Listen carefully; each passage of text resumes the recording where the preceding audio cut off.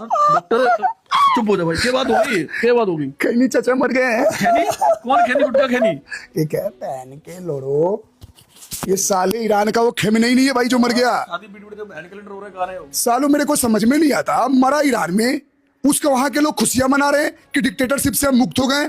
यहाँ साले converted 5 generation पहले का छपड़ी, कोई जम्मू में, कश्मीर में, कोई लखनऊ में, कोई कर्नाटक केरल में। तुम्हारा क्या रिश्ता यार, क्या रिश्ता? खटिया पे कौन आया था? तुम लोग उसके लिए दुख क्यों दिखा रहे हो?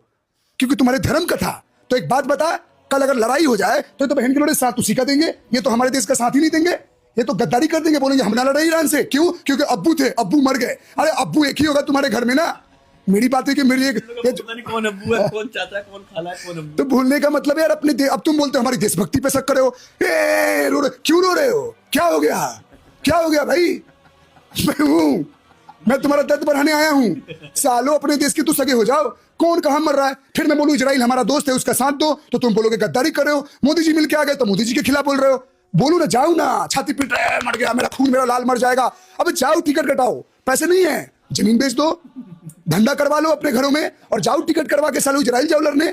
बुरा लग रहा है। और सलीम के लिए रो, सलीम तो सच बताता था, गर्दन काट दिए। ऐसे तुम धर्म का पालन करवाओगे और ऐसे तुम डर बना के रखोगे। सुन लो, यही कारण है कि तुम पे शक किया जाता है। तुम किसी भी माटी के सगे नहीं हो सकते थे। ठीक कहा था भीमराव अंबेडकर जी ने कि मुसलमान किसी भी राष्ट्र का सगा नहीं हो सकता, सिर्फ और सिर्फ अपने धर्म का सगा होता है, चाहे वो कहीं भी रहे। ये जो पॉपुलेशन बढ़ा बढ़ा के तुम धरती जमीन कब्जा कर रहे हो, गजवाए हिंद का सपना देख रहे हो, गजवाए हिंद तुम्हारे गंडवाए हिंद कर देंगे हम जब तक जिंदा, याद रख लेना।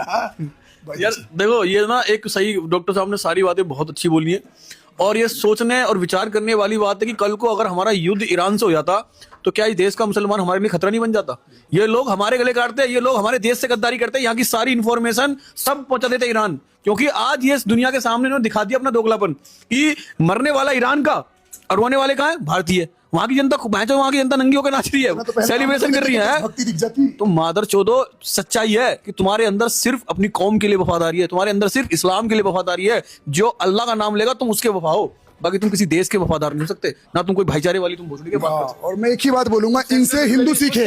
भी हाँ, पोस्ट कर रहे हैं, हाँ ये सारे दिख रहे हैं। सुनो, कितना भी चंद्रशेखर रावण हो गया, हर्ष चिकारा हो गया, संजय सिंह हो गया, पता नहीं क्या साबित करना चाहते हैं वीडियो डाल के। मैं बात बोल देना चाहता हूं, हिंदुओं एकत्रित हो जाओ इन्हीं की तरह, वरना ये तुम्हारी सर्वनाश की तैयारी कर रहे हैं। और मैं बता रहा हूं, जो अपनी माटी और देश का सगा नहीं हो, कैसा इतना तो इन सालों ने पहलगाम में आंसू बढ़ा दिया होता ना, बहा दिया होता तो सैल्यूट करता खड़े होकर। लेकिन इन दल्लों की यही सच्चाई है, देर रहते समझ जाओ, वरना तुम्हारा नाश पक्का है। जय श्री राम, जय गौ माता की।